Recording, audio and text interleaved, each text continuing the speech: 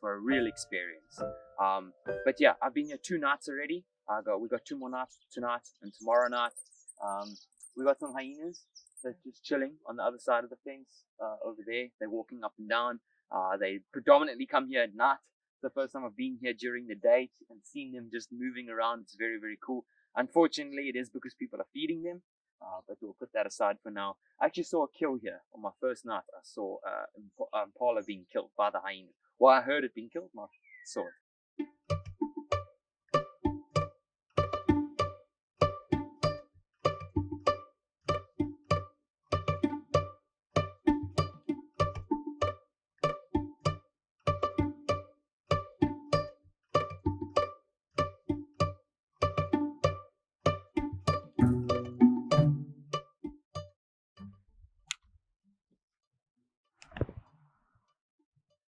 Oh wait guys, so I'm currently sitting with Moya. She's just over there. Let me show you. This is insane. Cannot believe exactly why I'm coming for 4 days to try and document this beautiful. She's spectacular. A character, that's for sure. Guys, this is absolutely incredible.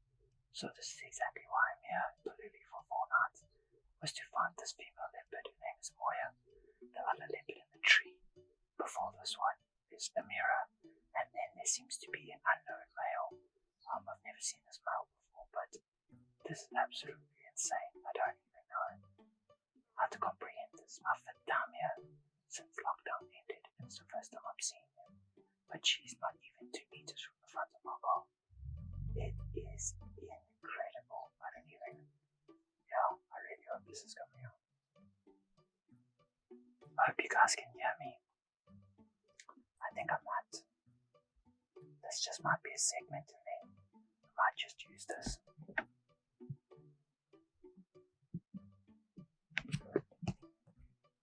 So this is me.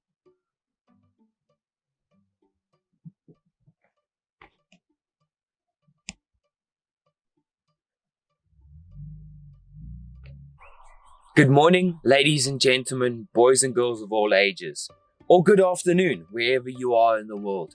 I come before you today extremely humbled by the fact that I have this opportunity to present the short film to you and to bring you into the world of how my relationship with Moya came to be and how that affected the way in which I built my business, Experince Africa, and therefore the car, the Moya Morva, came to be, because it was inspired by her.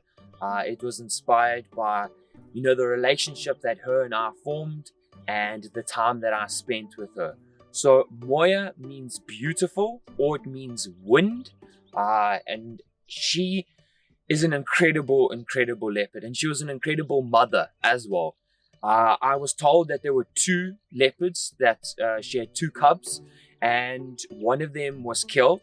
And I found her with Amira back in 2018, which was her cub that she had. I never saw the other one, and it was in one of the first clips that you actually saw at the beginning of this film. And she was about 3 or 4 months old in that clip. During that time, she was keeping Amira in one area, so you could often go there and actually find either Amira alone, or Moya would be there, or both of them would be there. And Moya was going out daily, or every 2 days or 3 days. Interestingly enough, a leopard can leave its cub for up to 6 days while it goes out and hunts. This is why they have a lair, and they have a place, basically a home, where they will keep their cubs very sheltered. It will either be a riverine or a rocky outcrop, or just a very thick bushy area, or on a hill, on a slope. Koppies are often the best places for leopards to keep their cubs, because they're very, very agile, so they can hide very well in rocks. So she was going out and she was getting food and she was bringing it back to Amira.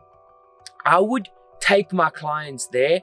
It is about an 80 so kilometer drive from the open gate to where this spot was, which is the S147, which is a new road that was created by Kruger National Park as an experiment to see whether or not people could abide by the rules of the park, which was to not drive off road, because of the fact that Kruger National Park believes in maintaining and supporting the environment and preserving the environment. And when it comes to driving off road, not that I have anything against driving off road, but there can be a detriment to the bush. It can affect and cause harm to the bush if done incorrectly. Done incorrectly if you do not have the knowledge that I would say a guide does, someone who's studied the environment and the bush and the etiquette of how to drive a 4x4 vehicle. So what would happen is I would go up there and I would take guests. I would take guests that really wanted to see a leopard, if they've never seen one before, if they just really enjoyed them, because that was my passion, that was my love. I've probably seen over 200 leopards in my lifetime, and in Kruger National Park, I've probably seen a good 150 of those leopards. I was very, very blessed. It was the animal that I felt like I resonated and had the frequency of, which was a very special connection to be in, because when I would go to the park, I would often get to see beautiful sightings of leopards. So it was a bit of a trek to get to the spots. It's about 80 kilometers, as I was saying, and it would take most of the day. We would get there during lunchtime, and oftentimes we would find Moya or Amira. They loved the trees. Just before the S147, there's a whole bunch of beautiful leadwoods. They would love being in those trees. But it was a very spiritual event for me to find Moya. And I formed a very beautiful relationship with her. I probably saw her over 20, close to 30 times, I would say, and spent many hours with her. And that's where the spark or the idea came to go and spend an extended period of time in that area. And to me, Bululi Camp had always appealed to my bush love, for my bush loving heart, and for a lack of better verbiage. And I'd heard so many wonderful things about Bululi from some friends, some fellow guides, and bush lovers. And due to COVID-19, Baluli was available. Usually it's not available. As I mentioned in one of the clips while staying there, it is an avid bush lovers spot, especially if you have big camper vans or big converted trucks or those trailers. So usually it's fully booked, and COVID have allowed for me to go there. It was available and I made the most of it. I went there for 4 nights and it was absolutely incredible. The first day I got there, I found Amira in a beautiful leadwood right next to the road. As I got there, there was a bunch of cars and there was Amira in the road. Then I took the S147 because some wonderful lady told me about the fact that there was 2 more leopards on the S147, which is the Ngotso one-way loop. Absolutely did not know what I was in for. And when I got there, I saw Moya was on the ground, and I drove up onto this little loop and she walked up to my car. She climbed up into this tree, and that's the footage of this leopard lying very, very close to me, above me, with its paws facing towards me in beautiful golden light. That's Moya. And what had happened was Moya was actually on heat and she was wanting to mate, and there was a big male that I had never seen before.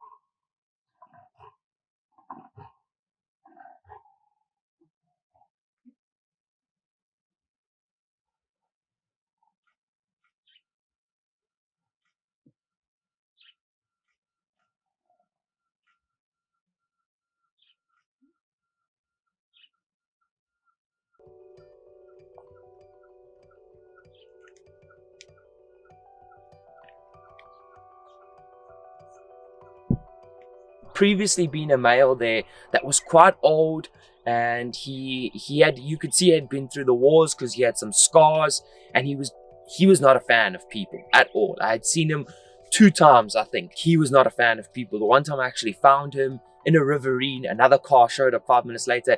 As soon as that other car showed up, he got off and he moved away. So this male I named Mayhem, and he was actually in the tree with an impala kill. So Moya was actually going up to this tree and he kept growling at her. He kept voicing his disapproval towards her. So I was very confused. In the beginning, I thought it was maybe because it was her kill and she was trying to get her kill back. And then I realized after a while that there's something else going on here, because why would Moya, female leopard, probably less than half the size. She probably weighs about 30, maybe 40. He weighed a good 70 or 80 kgs. Why would she be trying to get her meal back? She could just go hunt something else. And, males are much stronger. Why would she be risking this?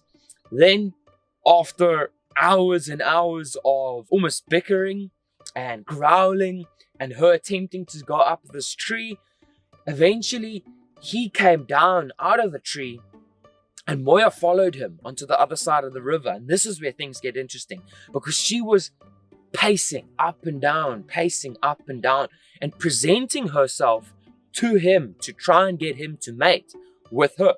And he was just not interested. He just didn't want to partake in this at all, which was so fascinating, because here's a female leopard presenting herself to a male and he's not interested.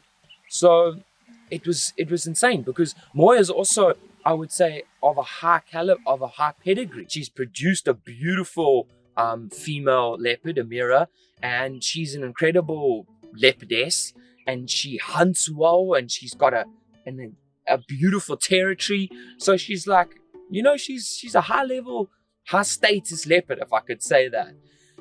And then Amira shows up. So Amira came from all the way on the road where I originally found her, 2 kilometers away, and climbed the tree and started eating Mayhem's meal, and then jumped down.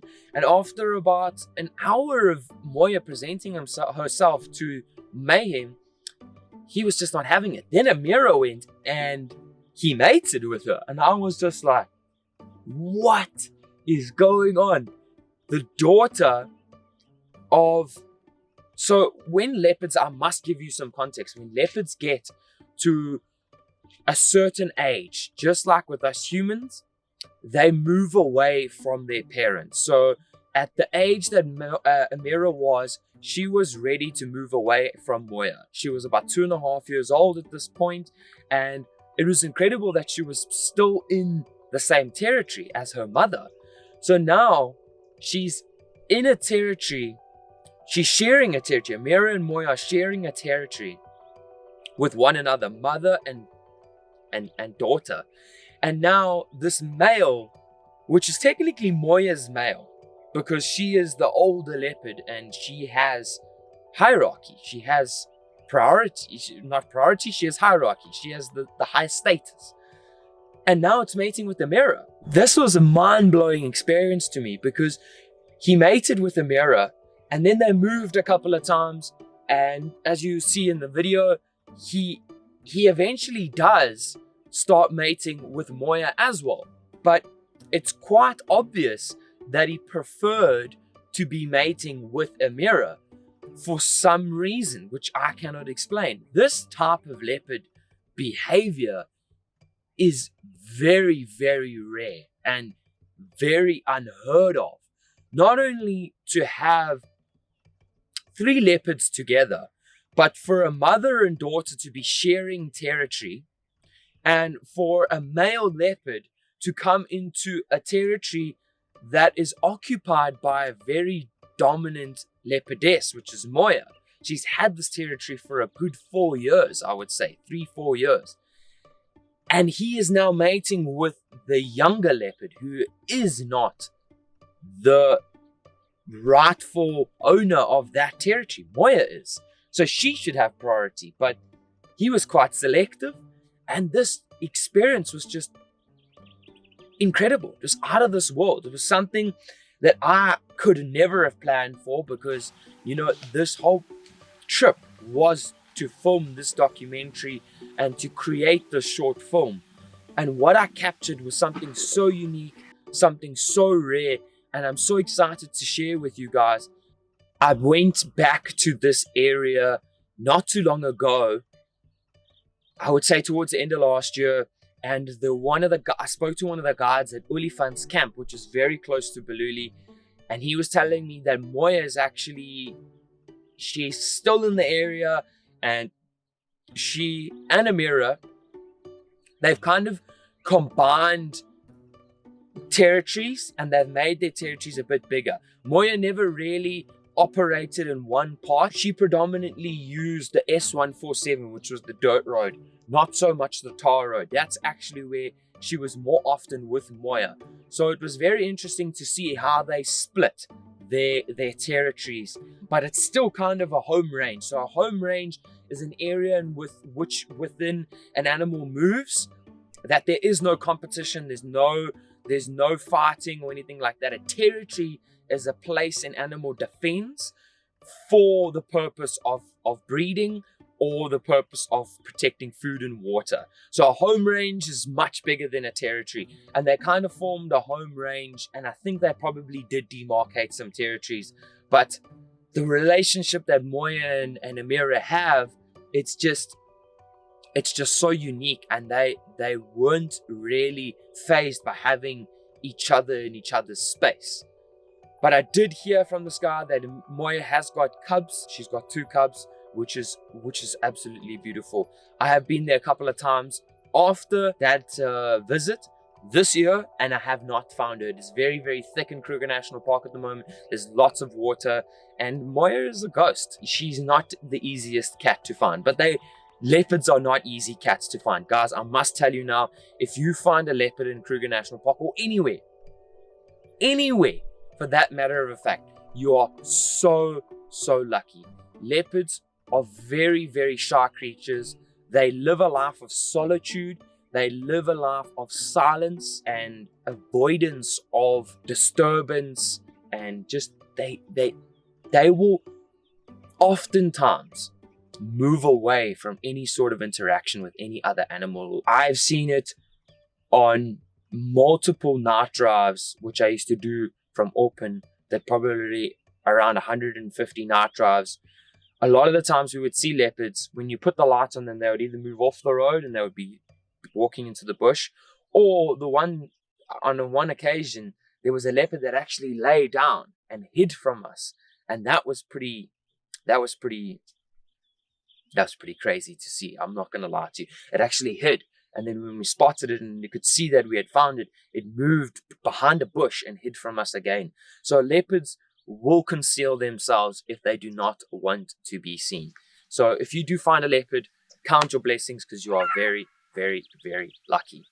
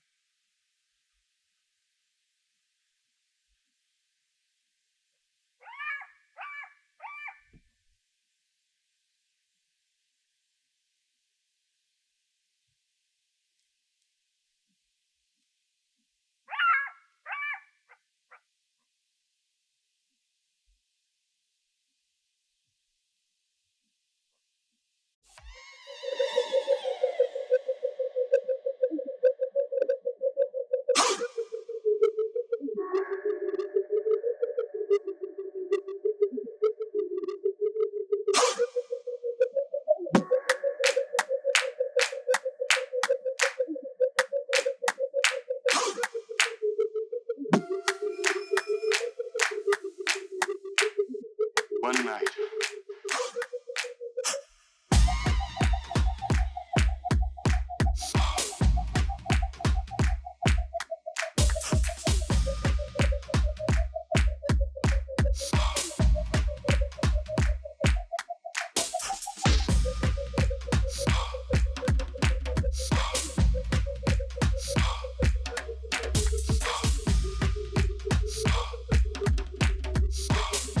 One night. Out of nowhere.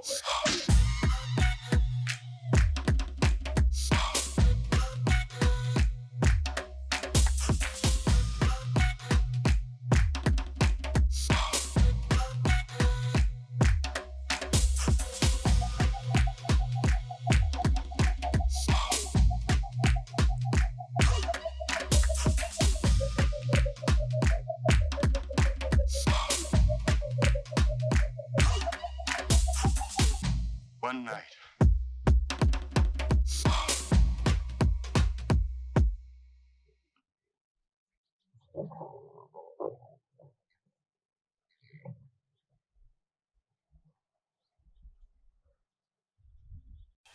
I must say that this leopard did teach me something in terms of, looking after another animal, looking after another being, not only being very hard work, but also the way in which she just conducted herself was very incredible. She never really cared too much about the cars and about the people. She became very infamous. I think a lot of people would actually know Moya. She became very infamous because she got seen a lot and she got onto the later sightings app a lot. But one thing that scared me was the way in which people treated her. There was a lot of people that got out of their cars or sat on their windows and kind of disrespected her space, which was scary because this leopard became something so special to me, and I'm sure very special to many other people. And we wouldn't want to see anything bad happen to her. Definitely not.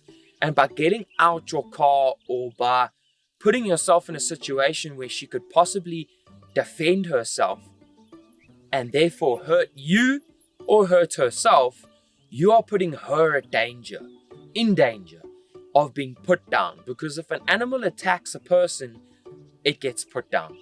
Very sadly, this is the reality. If an animal hurts a person or anything that is owned by a person, whether it's livestock or the person, they get put down because they have learnt this behavior, and therefore there's the thought process that they might do it again. We want to mitigate that.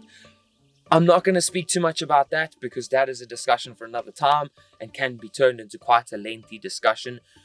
But guys, I must iterate. Please do not get out of your vehicle in a place where there's a wild animal. You are not only going to scare that animal and scar it from people because it knows the car, it doesn't know anything else outside of the car.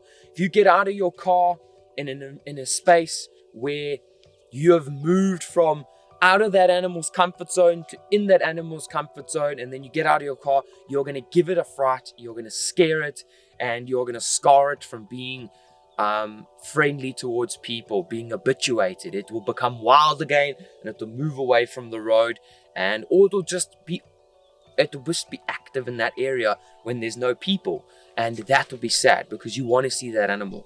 And also, one thing that I would like to touch on, this experimental one-way road got very, very, very badly abused. Many people just went off the road because there was no grass and trees, and they made new roads, they made new loops, and I haven't heard too much feedback from Kruger, but I don't think they'll be making any more experimental roads or new roads in Kruger National Park again because people cannot abide by the rules. And to me, that's very scary because I'm a person that lives here. I'm a person that makes use of the park very often, and it's been ruined in a way by people that come here once a year or once in their lifetime. So guys, please don't let your needs or wants of your experience outweigh the greater good, in terms of there's people that use this park and make use of these roads on a regular basis, and by doing what you're doing, you are causing a negative towards us. You are making us lose out on something that we value so deeply. So I appeal to you to have some compassion and to think about things past yourself in these scenarios. This on a final note, these environments belong to the animals. These roads were never there. Even though they are there now, they do not belong to us. I would say they still belong to the animals. They can be on them whenever they want. We have gate times. So the animals can operate wherever they want, however they want, whenever they want. So yeah, we have gate times. This is their home. Please respect these spaces. Respect it by not getting out your car, by not making noise, by not pushing the animals, by not, letting your car run if you're around an animal. Switch your car off. Let it be silent. They are so used to the silence. That is where they thrive, and I think some silence could do wonders for us humans too. I think we lack silence. Our societies and cities are so noisy. I feel slightly bad making so much noise now. It is a beautiful sunny day. The sun has just come up. That's why I'm in some warm clothing. The sun has just come up. It is starting to become winter here at my home, Moditlo Game Reserve, close to the Kruger National Park. I'm about 35-minute drive from the Kruger National Park. So guys, I appeal to you. Also, when it comes to pollution and litter, please do not pollute and do not waste water. Do not throw rubbish out. Animals do not know what rubbish is. They do not know what plastic and stuff is. And if I could put it in a way that would really make you grapple and understand animals and the way in which they operate, it would be to say that an animal is like a child. So babies are very intelligent. They are intelligent in the way that they have an innate instinct and programming in terms of being able to do things. And animals are the same. They are instinctively born as a lion, as an elephant, as a bird, as a whatever, and they have these abilities. They've just got to unlock them. They've just got to, through the processes of getting older and experiencing life, they will unlock who they are in a sense, their character, their talents, their gifts, whatever it is. Animals are like babies. They have no experience in the human world. They have experience as a lion, or they have experience as a leopard, or experience as a bird, or experience as an elephant. They do not have experience as being a human. They do not know what plastic is. They do not know what cars are. They do not know what English, Zulu, Afrikaans, French, Xhosa. They do not know what these things are. They do not know of the life that we have because they have not lived it. They have not experienced it. But what they do know is just general respect for your space and for their space. And if you respect that, then they will respect you. And if you're not trying to harm them, if you're not trying to do anything to affect them, harm them, if you're just there to appreciate them and enjoy them, they will respect that and they will feel that energy from you. I promise you now, babies and children also, they see and feel more of what parents do or older or people around them do, mentors around them do, than what they actually hear from words. Actions speak louder than words is very true. By being just a respectful, harmonious, beautiful person in that area, enjoy that animal, you will get the most out of these sightings. Guys, I'm very, very proud to be presenting this film to you. I hope that you enjoy it. I hope that you have learned something from this film. And I'm really, really excited about the future in terms of the films that I will create and what I will be doing. Woohoo! You made it to the end of another video. Moya and I, thank you so much for your support. Please hit that like button, whether you liked it or not. It would do so many wonderful things for me. Please subscribe so that you do not miss any future content. I can guarantee you right now, I will post something down the line that will be interesting to you, and you could also share it with a family member or a friend, whether it is a tip on nature, travel, the hospitality industry. Guys, from here on out, my content is only going to get 1,000 times better. I am learning like you cannot believe. I am so passionate about this because it is my number one duty for me and this company being one thing, to bring you and nature together, to reconnect people to nature. It is my purpose. It is my passion. And I love you guys. I appreciate your support once again. And I hope that you enjoyed this video. Enjoy the next one. Away! Woohoo!